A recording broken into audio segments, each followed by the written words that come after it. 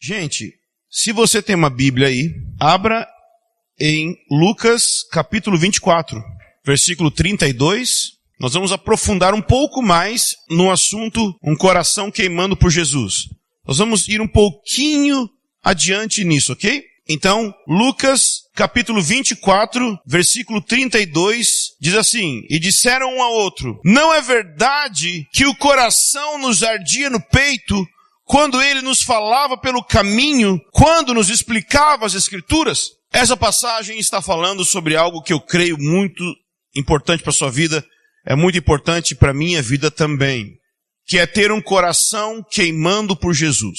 E quando nós falamos de um coração queimando por Jesus, isso é só uma metáfora para falar sobre a experiência de amor por Deus. A experiência de ser amado por Deus, experimentar o quanto Deus nos ama e corresponder a isso amando a Deus de volta.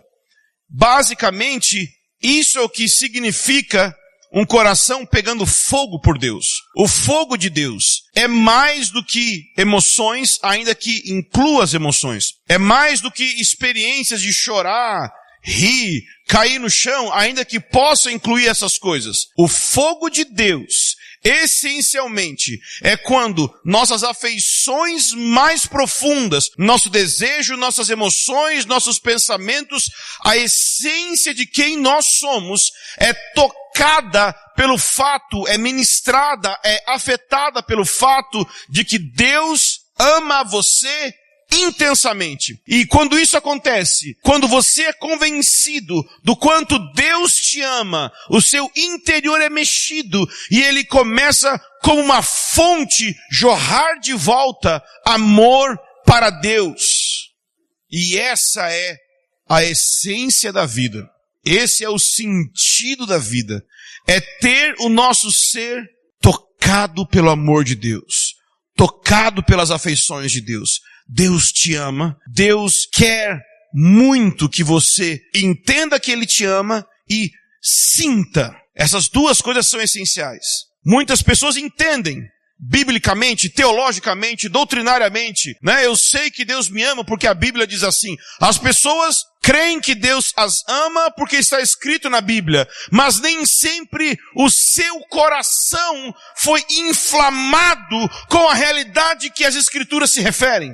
As Escrituras não são apenas um dicionário, não são apenas um livro morto, elas se referem a uma realidade espiritual que o nosso coração precisa se conectar. Cada palavra, cada verdade, cada doutrina na Bíblia está conectado com a realidade do coração de Deus, da pessoa de Deus. Não é apenas uma história, não é apenas uma doutrina, não é apenas um ensino, não é apenas uma poesia, é uma pessoa. Eu preciso ter contato com essa pessoa. Você precisa ter contato com essa pessoa. Não é uma força, é uma pessoa. Deus. E não é qualquer Deus, mas é o maior, único e eterno, Jesus Cristo. Nós precisamos de contato real. Contatos não mediados com a divindade.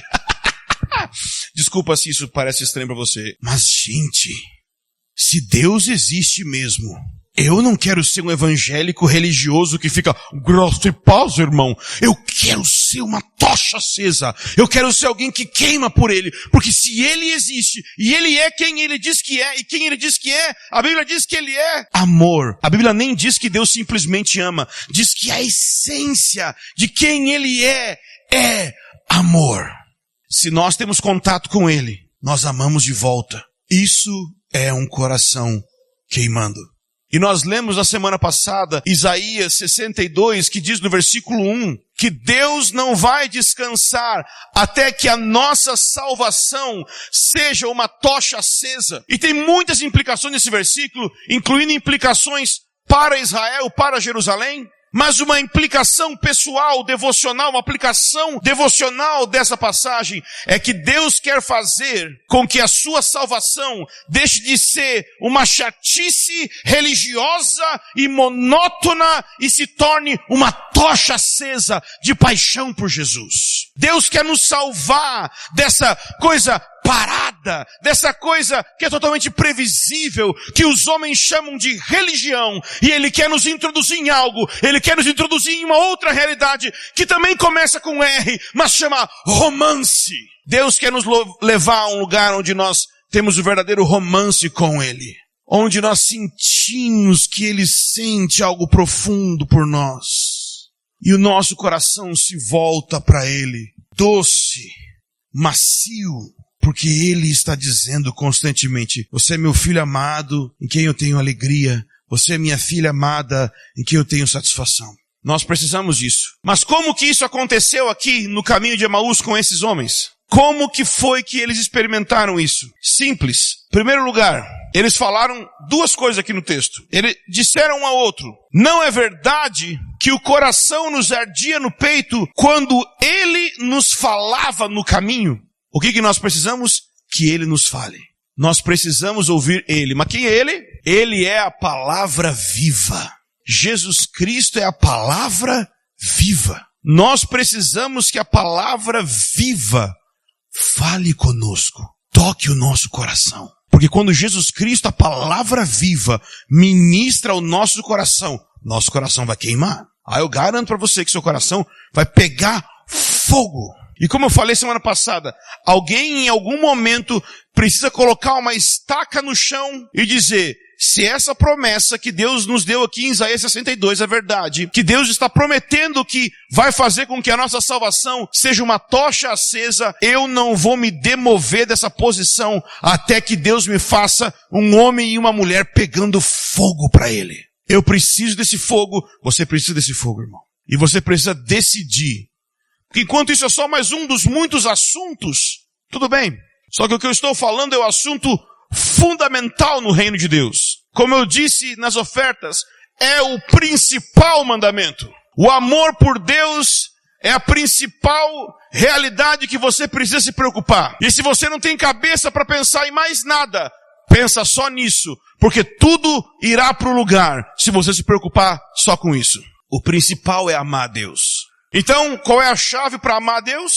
Saber que Deus nos ama. Qual é a chave para ter paixão por Jesus? Sabendo, conhecendo, experimentando a paixão de Jesus por nós. Amém? Muita gente sabe disso.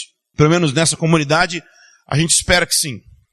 A questão é qual o caminho para entrar nisso? Qual é a prática? Qual a ação que pode ser feita por você para que você entre na dimensão de conhecer o quanto Deus te ama? O que eu preciso? Eu preciso me posicionar de tal forma que eu possa ouvir Ele falando comigo. Se eu não ouvir Deus falando comigo, eu não vou ouvir suas palavras falando que Ele me ama. Se você não para ouvir a Deus, não tem como você ouvir a Deus.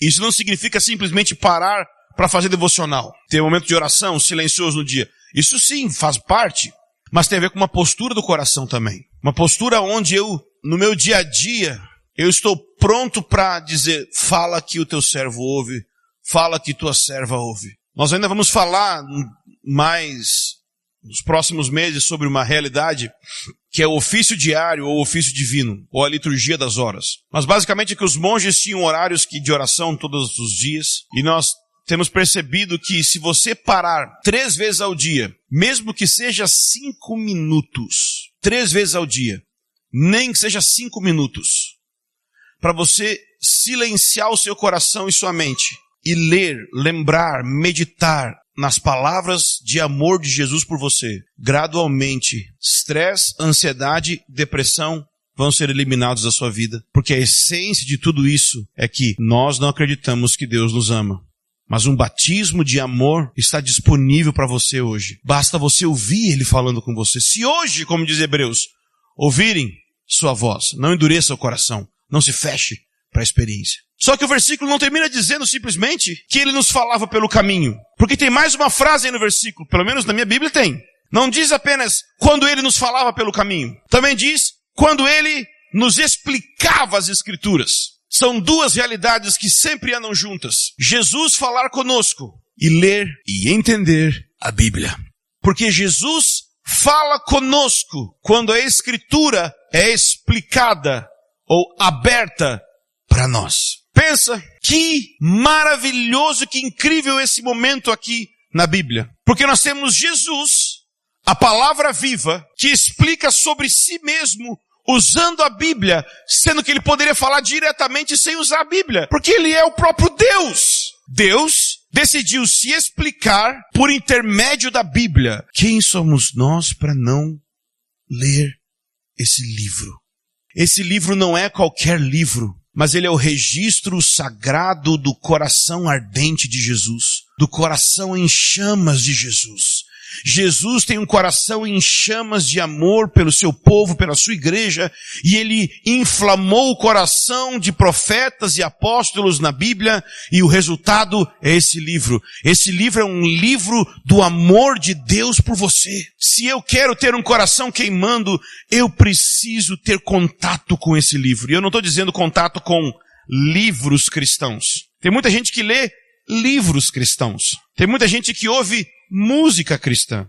Muita gente que conhece doutrinas cristãs, princípios cristãos. Tudo isso é maravilhoso.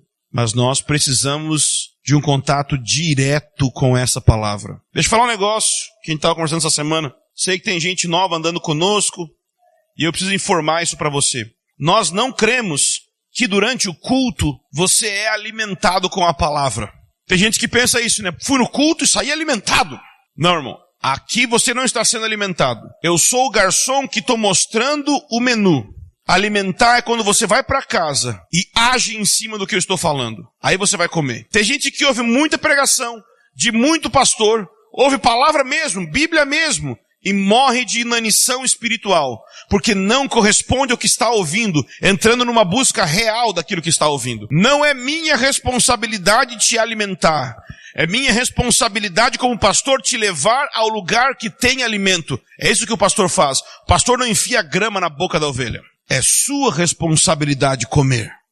É sua responsabilidade interagir com as escrituras de tal forma que elas se tornam um alimento vivo no seu espírito. Um espírito endurecido é o motivo pelo qual tanto pecado entra na nossa vida, tanta tristeza existe na nossa vida. Os próprios discípulos aqui no caminho de Emaús estavam experimentando isso. Se você voltar alguns versículos, no versículo 25, nós estamos no 32, volta um pouco no 25, Lucas 24, 25, você vai perceber como Jesus retrata o estado do coração desses homens que ele estava conversando. Ele diz assim: então lhes disse Jesus: ó nécios e tardos de coração, para crerem em tudo que os profetas disseram. Veja, no versículo 25 ele chama eles de tardos de coração, e no versículo 32 eles estavam com o coração queimando. Houve uma mudança. O que é tardos de coração?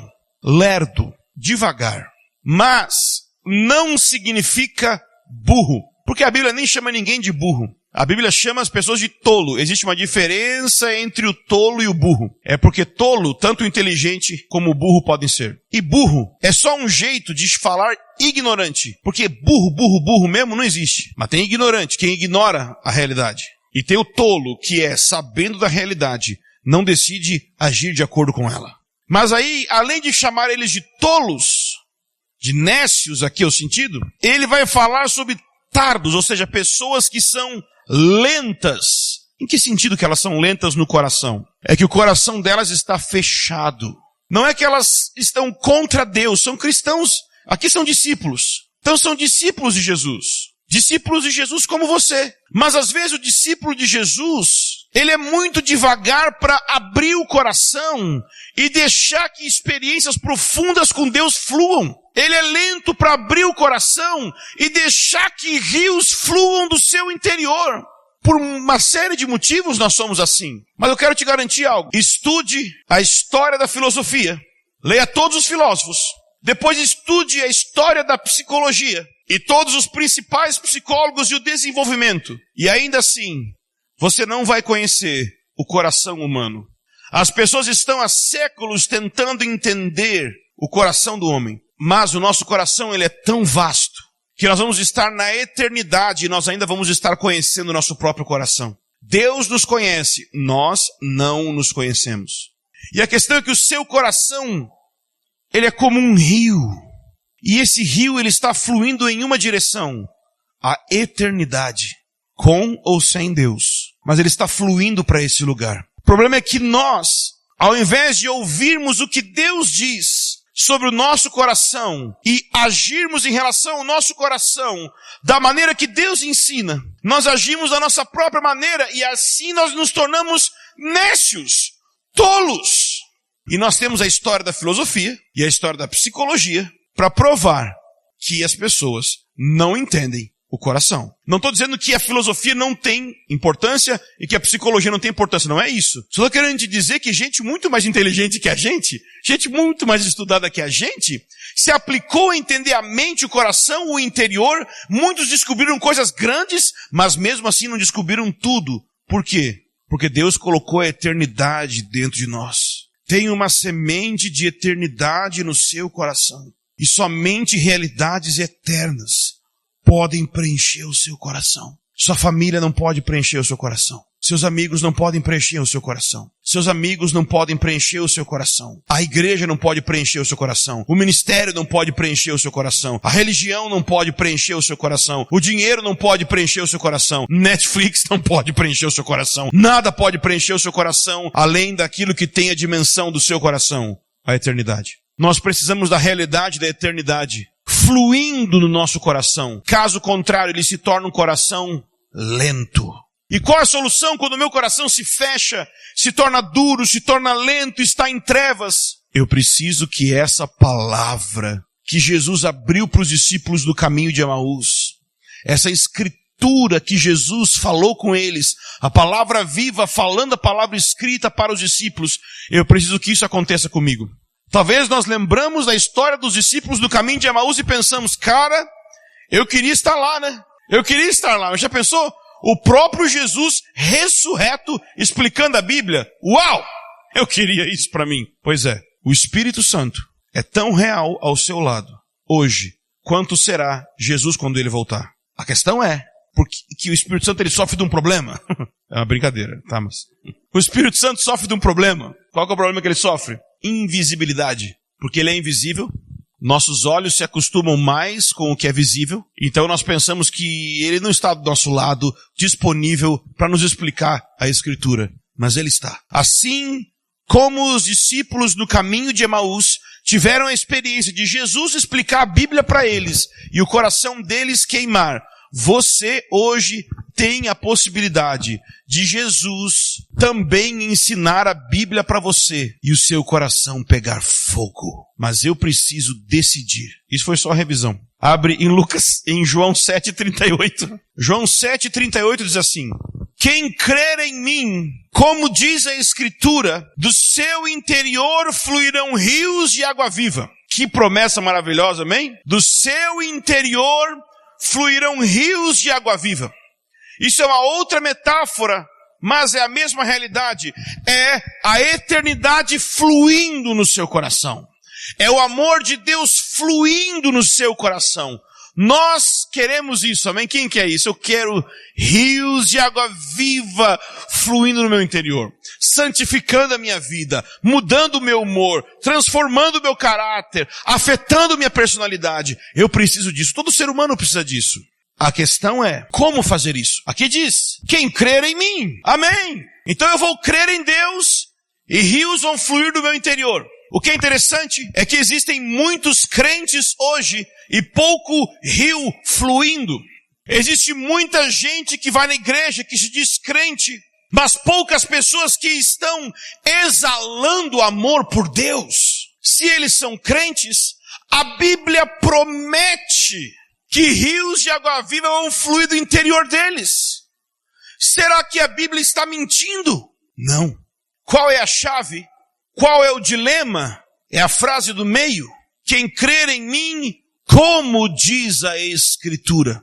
Muitas pessoas pensam que a frase, como diz a Escritura, se aplica à frase, rios de água viva fluirão no seu interior. Só tem um problema. Não tem nenhum versículo no Antigo Testamento falando disso. Tem muitos versículos falando sobre água, purificação do coração. Tem isso escrito no Antigo Testamento, mas não tem essa expressão. Qual o sentido aqui? é que não basta simplesmente crer. Eu tenho que crer do jeito que a Bíblia diz que tem que crer. As pessoas falam assim, eu tenho fé. Legal, é a sua fé. Mas você tem a fé da Bíblia? Você tem fé como a Bíblia define fé? Você sabia que a Bíblia define? Se não sabia, como saber que você tem a fé definida pela Bíblia? Você crê do jeito que a Bíblia diz que deve crer? Você relaciona com Deus do jeito que a Bíblia diz ou do seu jeito? Porque é por isso que rios não fluem do interior de muitos cristãos.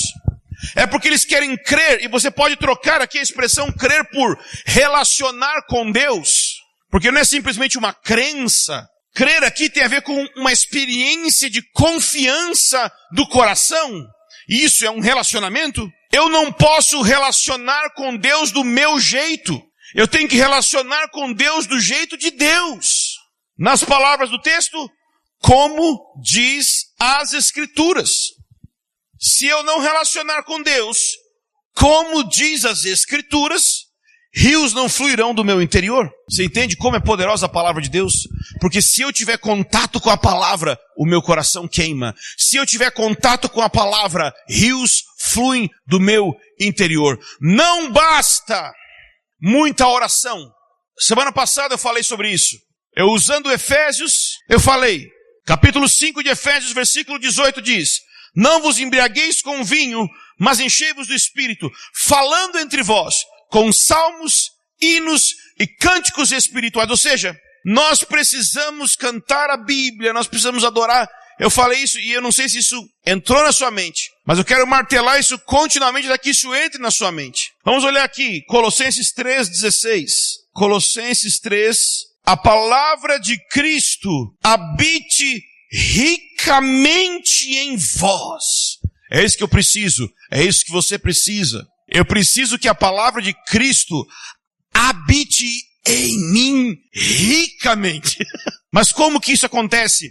Como que eu faço para que a palavra venha e entre no meu interior a ponto de fazer o meu coração queimar como os discípulos no caminho de Emaús e a ponto de fazer rios de água viva fluírem do meu interior, fazendo com que o fluir do meu coração vá na direção de uma eternidade com Deus.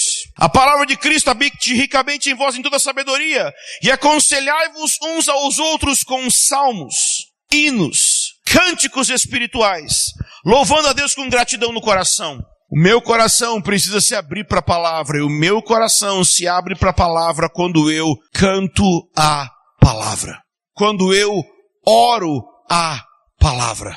Nós decidimos isso tão seriamente na liderança da igreja, que todas as reuniões da igreja, todas as reuniões da liderança agora, nós iniciamos a primeira hora, ou as primeiras 2 ou 3 horas do nosso tempo junto. Ele é todo feito orando e cantando a Bíblia. E talvez você não faça isso hoje, mas daqui a pouco você vai começar a fazer.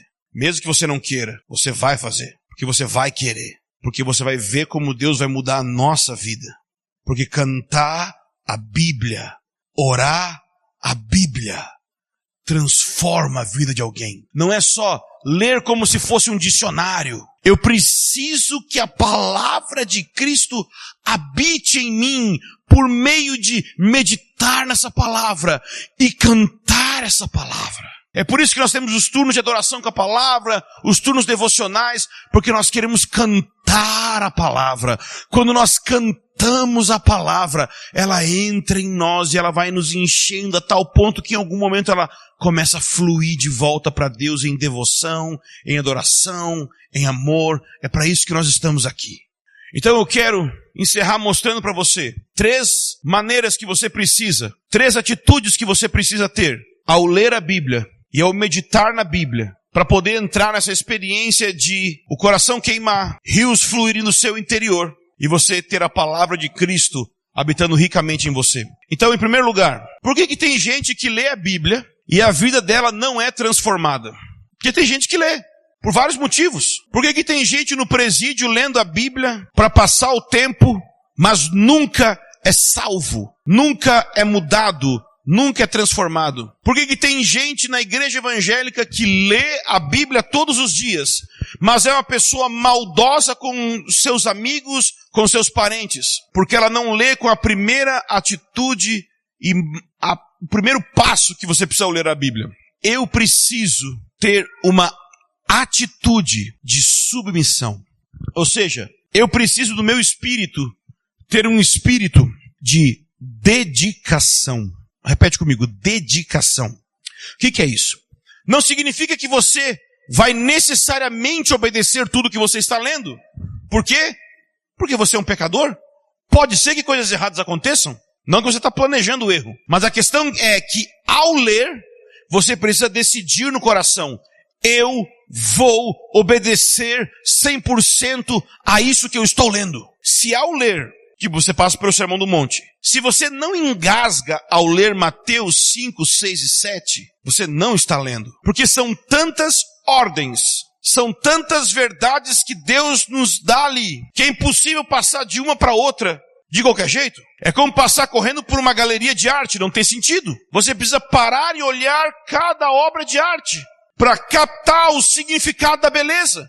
Se eu não tiver no meu espírito, no meu devocional, seja lendo por 5 minutos a Bíblia, se ao ler a Bíblia, a primeira atitude do meu coração não for: eu quero obedecer o que eu estou lendo, você pode até estar se tornando uma pessoa mais culturalmente elevada por estar lendo um livro clássico histórico como a Bíblia é, mas você não está aproveitando nada do real sentido desse livro. Eu posso ler a Bíblia e ir para o inferno se eu não tenho uma atitude de dedicação. Deus, eu estou lendo aqui e eu estou dedicando minha vida a você. Ou seja, dentro, no seu coração, no seu espírito, tem que existir o seguinte: sim, Deus. Tem que existir isso no seu espírito. Sim, Deus. Mesmo as partes que você não entende ou concorda. Ou vai dizer que você nunca se estressou com Paulo falando algumas coisas. Alguns mandamentos a gente fica assim: gente, qual deve ser a nossa atitude? Senhor, eu não entendo, mas eu decido no meu coração obedecer. Porque depois de você decidir isso, você vai começar a entender. Tem gente que quer discutir, por exemplo, sobre se o teu olho te faz pecar, arranca ele fora.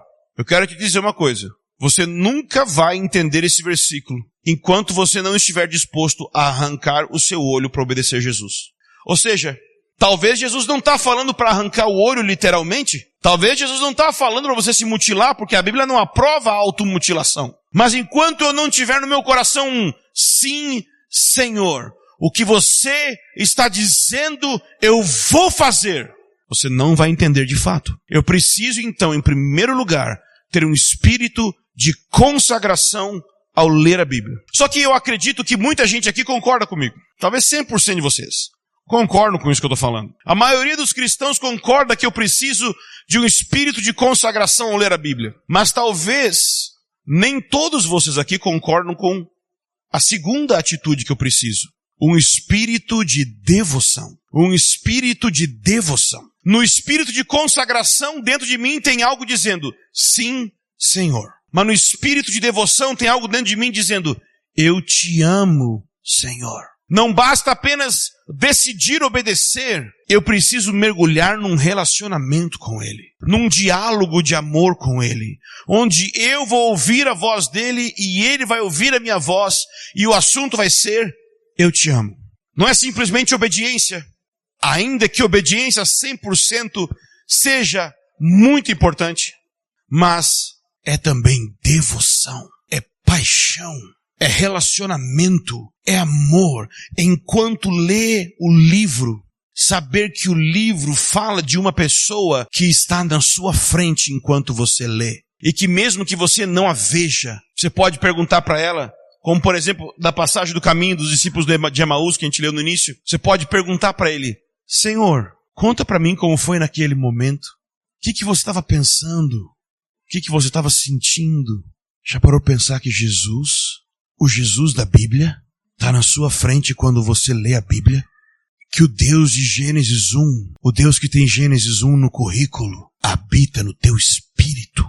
O mesmo espírito que pairava sobre a face das águas habita no seu espírito.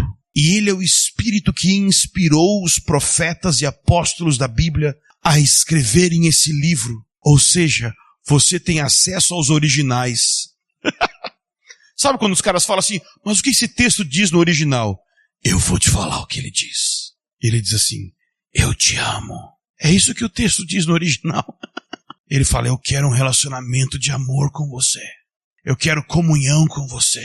E talvez metade de vocês aqui concordem comigo sobre isso, porque se estão talvez estão praticando isso. Concordar significa que você está praticando.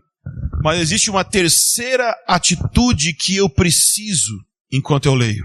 Um espírito de aceitação ou de graça. Muita gente concorda que eu tenho que decidir obedecer. Alguns concordam que além de decidir obedecer, eu preciso de fato me relacionar. Mas muitos quando entram nesse relacionamento, vivem culpados porque sentem que suas falhas sempre te jogam para longe de Deus. E cada vez que você volta a ler a Bíblia, você se sente muito mal pelo tanto de horas, ou de dias, ou de meses que você não leu. E aí você lê menos ainda.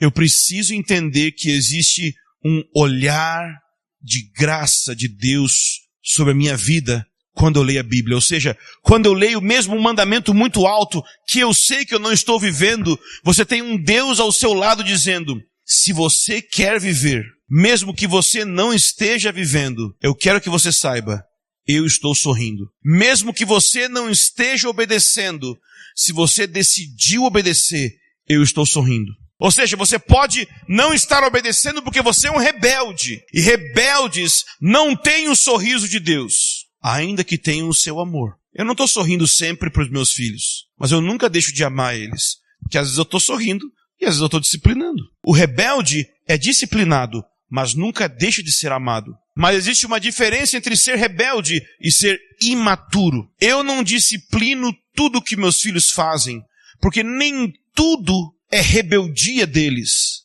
Algumas coisas é a própria idade deles. Deus nos trata de acordo com a maturidade que nós temos.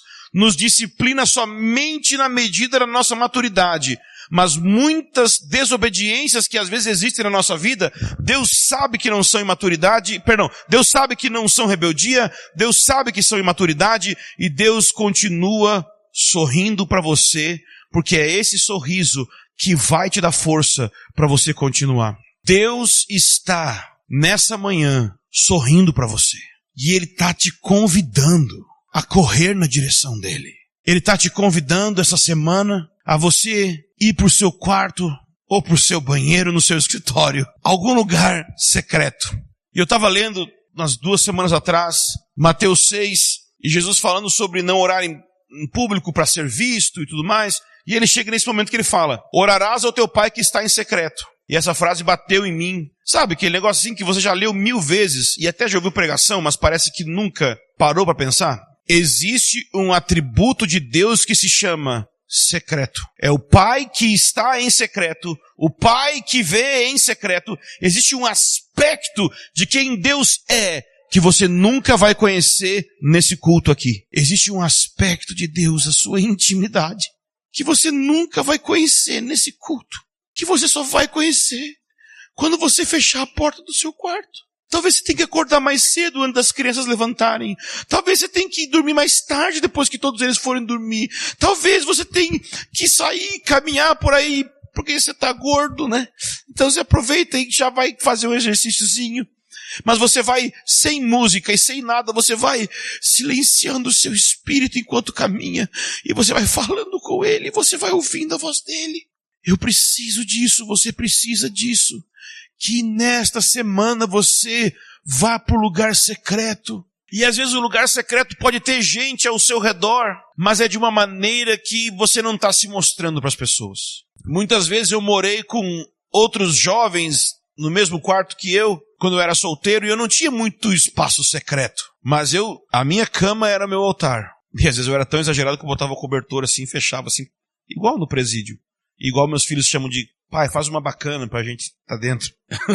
Então eu fazia uma bacana, e ali era a tenda do Moisés. Um lugar pro Senhor, uma morada pro poderoso de Jacó, muito antes de ser um lugar grande, é um lugar do coração. Que essa semana, quando você decidir ir para o lugar secreto, você vá com sua Bíblia aberta. Esquece livro, música, esquece a gente também. Não vai no lugar secreto para orar por essa comunidade, não. Não vai para o lugar secreto para orar pelos seus filhos, não. Sai, deixa todo mundo para fora. Só você e ele. Só você e ele. Às vezes eu fico ansioso querendo orar pelos meus filhos no meu devocional, querendo orar pela minha esposa no meu devocional. E eu tenho aprendido uma coisa. Fica comigo aqui, que eu estou cuidando deles lá. Se nós buscarmos em primeiro lugar o seu reino e sua justiça, as demais coisas serão acrescentadas. Então que essa semana você vá para o lugar secreto. Abra sua Bíblia com espírito de dedicação. Sim, Deus, eu vou te obedecer. Que você abra sua Bíblia com espírito de devoção. Jesus, eu te amo. Mas que você também abra sua Bíblia no espírito de graça e aceitação, que é, eu sei que você me ama, mesmo na minha fraqueza. Se nós fizermos isso, nós vamos sair do nível simplesmente religioso, intelectual e doutrinário. E nós vamos conhecer a paixão por Jesus. Nós vamos saber o que é um coração queimando por Ele. Amém?